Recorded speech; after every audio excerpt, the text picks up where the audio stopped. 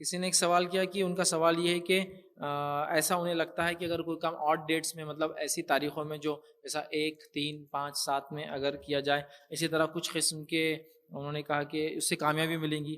اسی طرح جو ہے کچھ ڈریسز وغیرہ کپڑے جو پہنتے ہیں اس کے کچھ خاص کلرس ہوں تو اس سے یہ فائدہ ہو جائے گا، کام ہو جائے گا. یہ تمام چیزیں توہام ہیں، توہم ہیں. یہ تمام چیزیں جس کو کہیں گے ایک دم بیکار ہے. شریعت میں اس کی کوئی حقیقت نہیں، اسلام میں کوئی حقیقت نہیں ایسی چیزوں کی کہ یہ پہننے سے یہ ہوتا، وہ کھانے سے وہ ہوتا، یہ کرنے سے وہ ہوتا، وہاں جانے سے وہ ہوتا.